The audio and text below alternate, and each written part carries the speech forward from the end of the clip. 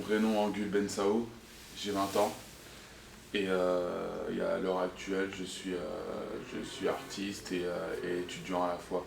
Je suis d'une famille qui écoute beaucoup de musique et qui pratique beaucoup de musique. Mon père avait un studio mais bon à cette période-là je m'occupais pas trop de musique quoi. J'étais vraiment dans le foot. Et je crois que c'est à partir de 18 ans quand je me suis fait virer du centre de formation de l'ETG.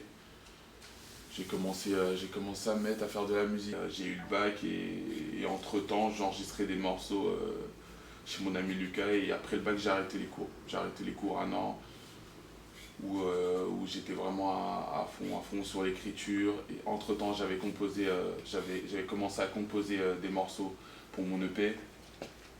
Moi, de mon côté, j'ai jamais lâché, hein, même sans toi, à dormir chez des collègues ou quoi, j'allais toujours chez mon pote Lucas à 14 h. On enregistrait, on rappait, on composait jusqu'à 19 h. Puis je repartais tous les jours. De toute façon, je me suis jamais dit que j'allais faire du rap ma vie, ou en tout cas, je comptais gagner ma vie grâce au rap.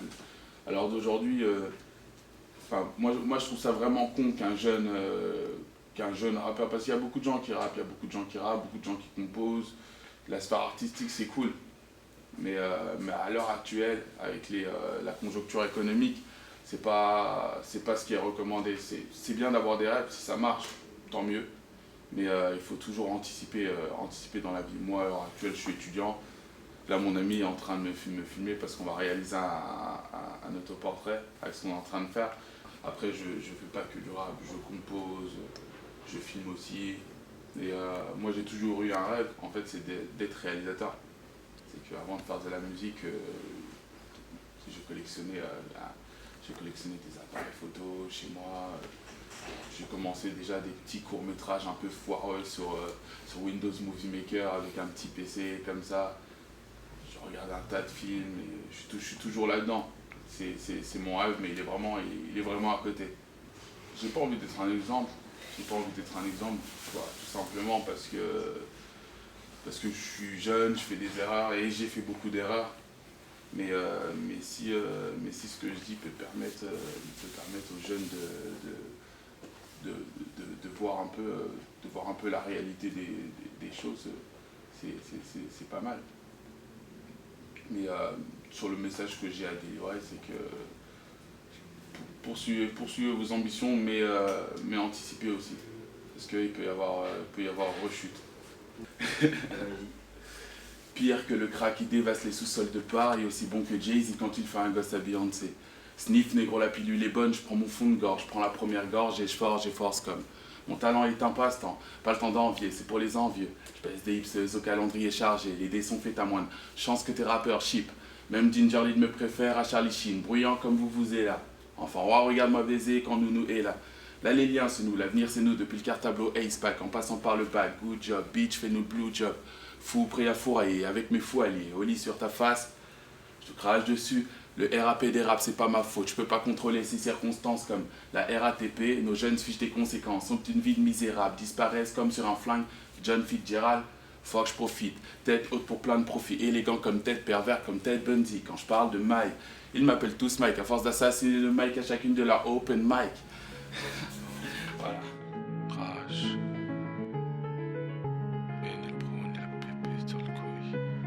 Voilà.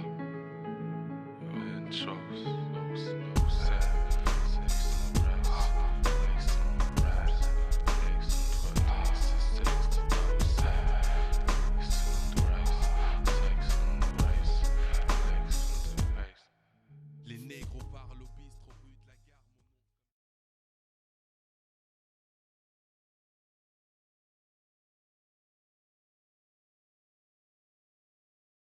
Ici, on est dans nos ateliers chez Ma Femme Préfère le Bleu. On est un studio de création spécialisé dans la gravure et découpe laser.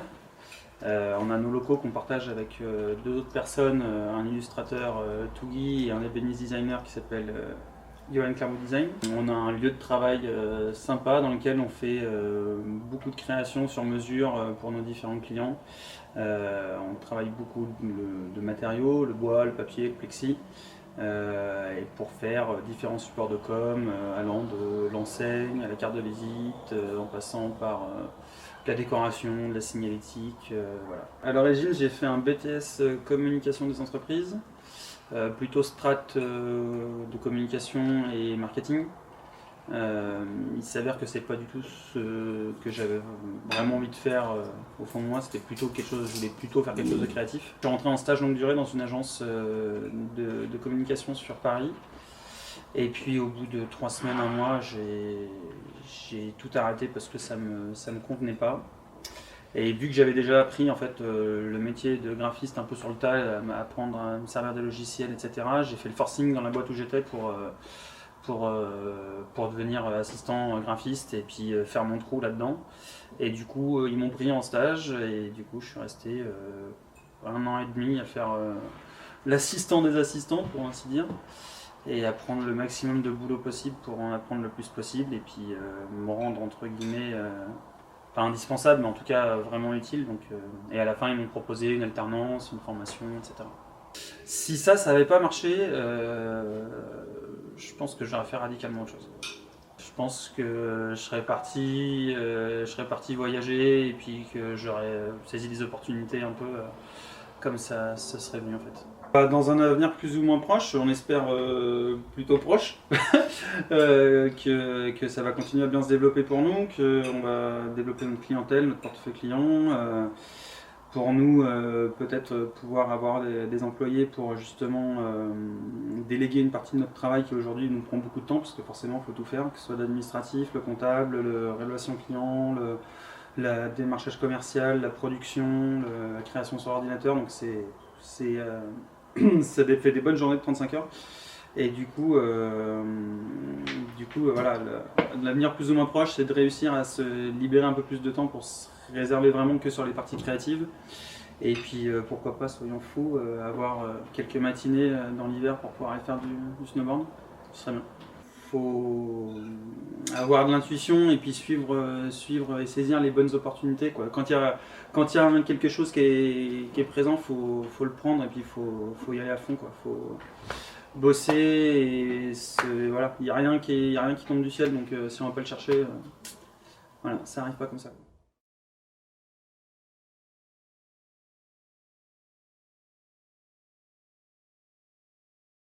Dans la vie de tous les jours, je suis graphiste et illustrateur, paper time maker, je travaille sur ordinateur, je fais des réalisations en volume avec du papier. Je travaille pour toutes sortes de marques, beaucoup dans le milieu de la glisse. Je design des snowboards, des skis, des vêtements, des logos. Je suis, le mot global serait graphiste, avec une petite touche illustration parce que j'ai ma patte à moi et je dessine avec un style qui m'est propre. Du coup, j'officie sous le nom de Tougi. C'est mon pseudo d'artiste, qui fait que c'est un peu ma signature. J'étais dans le 77, je suis né là-bas, et du coup je suis rapidement venu sur Annecy. Faire des rencontres pro. C'est ma vie professionnelle qui m'a amené à habiter à Annecy. Et puis parce qu'en graphiste je suis freelance, donc je travaille à mon compte, je peux bosser de où je veux, il me faut un ordi, une connexion internet, et du coup j'ai toujours été créatif, j'ai toujours aimé le dessin. J'étais pas forcément très motivé à l'école sur les matières générales. J'étais pas. Ouais, non. L'histoire, tout ça, bien que maintenant je m'y intéresse beaucoup. Avant, c'était pas mon truc, les mathématiques encore moins, la physique aussi. Après le collège, mes parents m'ont demandé ce que je voulais faire, j'ai dit du dessin. À l'époque, c'était pas très bien vu. Si on faisait pas les voies normales, voilà, c'était pas bien. Mais mes parents, ils ont cru en moi, ils m'ont poussé là-dedans, ils m'ont trouvé une école qui s'appelait le lycée du Gué à Trême, dans le 77, qui faisait une filière artistique, et du coup je suis allé là-bas. C'est pas pour ça que j'ai plus été motivé à l'école, mais au moins je faisais du dessin, ça me plaisait, et puis après il a fallu passer le bac, du coup je me suis mis un peu la pression. Et après, je me suis retrouvé à faire un BTS communication visuelle option multimédia. Je sais pas si ça existe encore, je pense que oui. Du coup là j'ai vraiment trouvé ma voie, j'étais motivé. À partir de là, j'ai intégré l'école des Gobelins à Paris en graphisme, et après je me suis mis en freelance. Voilà, ça c'est le genre de choses que je fais en partenariat en fait avec le studio de création laser Ma femme préfère le bleu. On est dans les locaux, en fait j'ai intégré les locaux, en fait ils m'ont fait une place dans leurs locaux. où je loue simplement l'espace de travail. Mais comme on est sur la même longueur d'onde, sur beaucoup de choses, qui sont très créatifs, très ouverts, bah voilà, on arrive à faire des choses comme ça. Eux, ils font de la gravure laser, donc moi je leur ramène un dessin, on a réfléchi un peu à la finalité. Voilà, il y a ça, ça après c'est plus des illustrations perso, mais c'est typiquement voilà, c'est mon style de dessin, un peu cartoon. Où après moi j'expose, je vends aussi sur internet, j'ai un shop en ligne. Et puis voilà, typiquement aussi ça, ce genre de choses, des détournements d'objets du quotidien. Là j'ai fait un faux paquet de céréales, du coup on a fait des céréales en bois, ce genre de choses. Et puis je fais d'autres trucs qui sont que sur l'ordinateur, donc qui sont pas visuels, enfin palpables. Donc après il faut aller voir sur mon site, j'ai plein d'illustrations, des choses comme ça.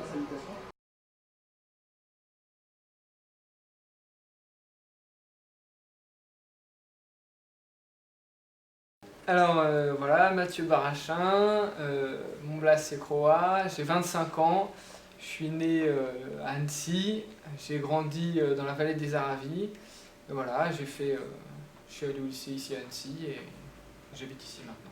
Le dessin, ça a un peu toujours été, j'ai toujours aimé dessiner depuis tout petit, enfin, souvent on me demande quand est-ce que tu as commencé à dessiner, là j'ai commencé à dessiner quand j'étais enfant comme tout le monde, après ça m'a jamais lâché, c'était un petit peu ma façon d'être un peu spéciale, c'était que je dessinais, j'ai eu un bac ES, voilà, j'étais pas trop passionné par les études mais ça se passait donc voilà. J'ai travaillé dans plein de trucs pendant 3 ans, voilà, j'ai été maçon, j'ai eu commercial, j'ai été commerçant, j'ai bossé à Carrefour, enfin, je sais que je vais pas repartir à zéro entre guillemets, mais c'est pas zéro, mais voilà, ça a fait que j'ai fait tout ça pour rien. Je me suis dit voilà, maintenant j'ai appris à construire un projet, j'ai appris à avoir un discours correct, à organiser mes idées et créer quelque chose d'un petit peu cohérent, répondre à une demande et tout ça. Donc j'avais déjà fait un petit peu d'animation graffiti, je graffais beaucoup avec un pote d'ici qui s'appelle Epose et voilà, quand on a l'occasion de poser à droite à gauche. Et voilà, et notamment les animations graffiti, c'était grâce à lui que j'ai pu en faire. Et donc j'ai monté ma petite auto-entreprise. Voilà, je vends des fresques, des animations pour les enfants et des customisations aussi d'objets. C'est génial si je peux rencontrer des graffeurs ou des artistes au sens plus large dans le monde entier, ce serait l'idéal quoi. Donc à long terme, c'est d'être artiste au niveau international et de pouvoir rencontrer tout plein de gens qui ont des passions mais on va commencer par la base, donc pour l'instant j'ai des projets pour la semaine prochaine, la semaine d'après, celles qui viennent et petit à petit on gravira les marches quoi. J'espère un jour avoir le vrai statut d'artiste. Pour moi mes idoles, les artistes, ils m'inspirent et donc si un jour je pouvais inspirer par ma passion d'autres personnes, ce serait l'idéal. Donc pour moi l'inspiration c'est le modèle que je voudrais montrer, c'est la passion, de vivre sa passion, pas forcément vivre de sa passion, mais vivre sa passion et si possible un jour voilà, inspirer des gens à vivre leur passion à fond quoi. Le message il est dans mon blaze, il faut croire en soi, quel que soit le domaine, quel que soit l'objectif, mis à part en gagnant au loto et par le hasard on n'arrive à rien si on ne croit pas en ce qu'on fait. Et c'est super important, quoi qu'on fasse, d'y croire un minimum, quoi, voire un maximum.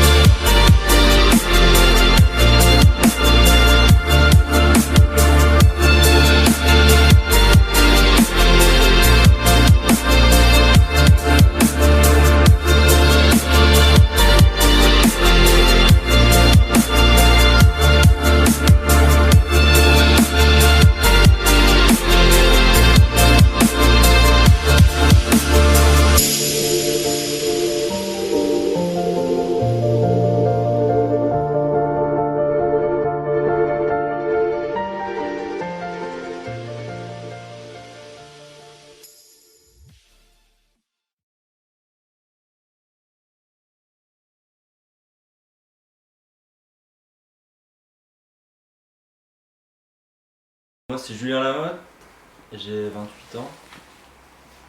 Dans les titres, je suis directeur de la société, ça reste que des titres. Mon rôle principal c'est ébéniste, responsable production.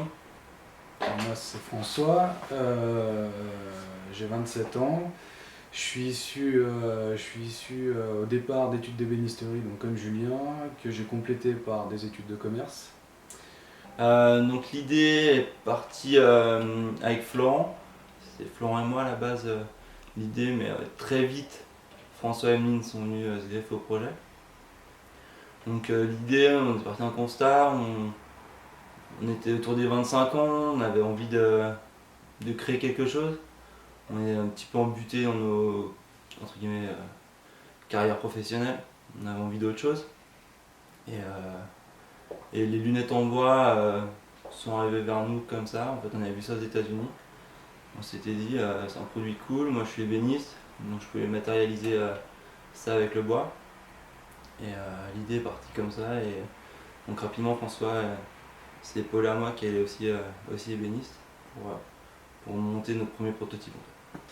J'ai principalement été mis à contribution sur ce projet pour mes compétences en ébénisterie, notamment pour faire les premiers prototypes de lunettes.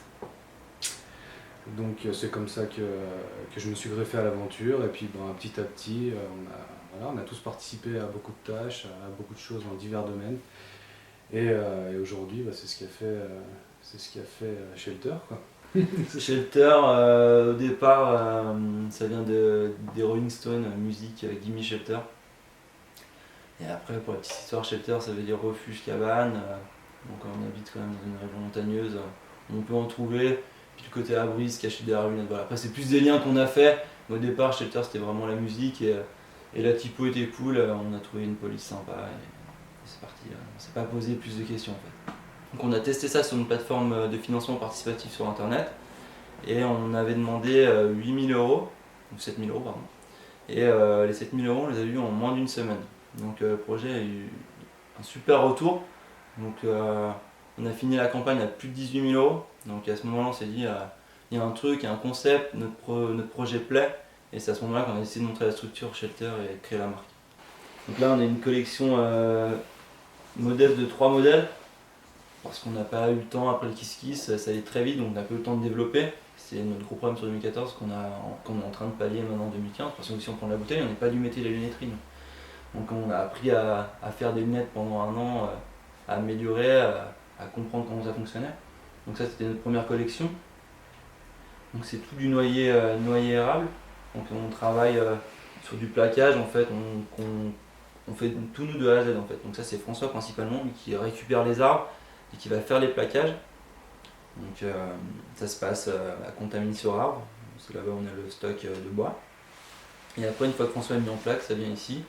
Et à ce moment-là, on met sur les machines, on commence à usiner, et après il y a le travail à 4 qui est le ponçage, le montage, le huilage, la finition. Nous on est sur des modèles pratiquement tous unisexes, donc on veut vraiment garder... Après voilà, le délire de la lunette Shelter, c'est que c'est une lunette qu'on puisse porter à tout moment, à toutes conditions de vie, ça, le matin quand on est en jogging, le soir quand on est mieux habillé, en allant au boulot, qu'on soit un homme, une femme, donc ça reste quand même un modèle qui se porte à tout moment et unisexe. Et en 2014 c'était seulement solaire, et 2015 on va passer sur une nouvelle technique de drageoir qui est le drageoir optique, donc on pourra monter des verres optiques sur une monture en 2015. L'année prochaine on a un vrai défi là-dessus, à savoir comment mieux communiquer et comment faire qu'un maximum de gens connaissent Shelter et sachent qui on est, quelle est notre marque, qu'est-ce qu'on fait. Donc là on va sûrement prendre un bureau de presse sur Paris qui est plus adepte que nous d'aller chercher les journalistes, de les relancer, parce que c'est beaucoup de boulot la communication, sachant que pour la petite histoire, c'est pas forcément intéressant de prendre de la publicité et de la payer. Il faut souvent plus passer en fait par ces bureaux de presse qui vont en fait défendre la marque. Et donc là on a 5 couches, c'est noyer érable. Ouais. Donc l'érable c'est le blanc. Et donc les branches sont en 3 couches noyer érable. Et celle-ci, elle a une couche un peu plus fine au milieu, qui est un peu rose orangé. Ça c'est noyer, merisier, érable en fait. D'accord. Donc c'est tout des bois d'ici, des bois locaux. On récupère en fait soit auprès de particuliers, soit auprès de scieurs. D'accord. Notre idée vraiment au début c'était de pouvoir recycler en fait la matière première.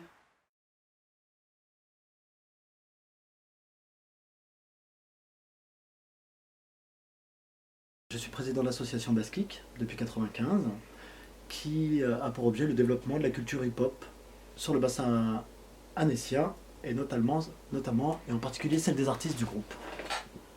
Sur le plan danse et chant, et aujourd'hui plus particulièrement chant, dans le sens où on a laissé la danse à notre collègue Colin de l'association Savoyard qui gère ça de manière indépendante. Alors comment j'y suis arrivé? Bien entendu avec force, persévérance et bien entendu un long parcours avec des hauts, des bas, des déceptions, des magnifiques moments qui justement nous donnaient à moi et tous les danseurs un maximum de motivation. Plan B, moi j'y pensais pas parce que j'étais obnubilé par ma passion. D'autant plus que c'était quand j'étais lycéen qu'on commençait vraiment à avoir un niveau national, donc c'était vraiment à l'époque, c'était en 96, 97, c'était vraiment les années d'Askik. Donc on était vraiment pris par notre passion. Donc mes parents, eux, m'ont imposé le plan B qui était bien entendu l'école. Donc j'étais à Baudelaire, nous quand on a monté le groupe, je passais à l'époque un bac sciences et technologies tertiaires. Et puis je me suis rendu compte qu'on pouvait allier largement les deux, et bien au contraire, on était mieux dans sa tête, et voilà, après c'est une question d'organisation, puis je me suis rendu compte que plus on faisait de choses, notamment scolaires, sportives et d'autres activités ou du loisir, plus on s'organise et mieux on arrive à gérer ces choses et mieux les choses aboutissent. Moi j'ai toujours été optimiste dans ma nature, donc je suis optimiste et je le serai et je le resterai. Après, il y a beaucoup de choses qui se passent, il y a beaucoup d'on-dit, il y a beaucoup de choses qui sont dans le paraître. Après, on est quand même dans un cadre ici, Annecy, relativement propre et carré. La personne qui veut s'en sortir peut s'en sortir à partir du moment où elle se donne les moyens, où elle a un objectif bien entendu réaliste. On se rend compte que tous les gens, même partis tout en bas, peuvent aller tout en haut. Tous les moyens sont aujourd'hui à notre disposition, donc à chacun de saisir ses opportunités, de se donner justement un objectif et un but bien carré. Et à partir de là, tout faire pour y arriver. Et je pense qu'à partir du moment où on est motivé, et on est raisonnable, et on reste carré et honnête dans ce qu'on fait, on peut rester que optimiste. Et puis la chance, tôt ou tard, sourit. Même si elle met du temps, même si elle met énormément de temps, ça arrive tôt ou tard. Je fais un petit truc au micro? Allez.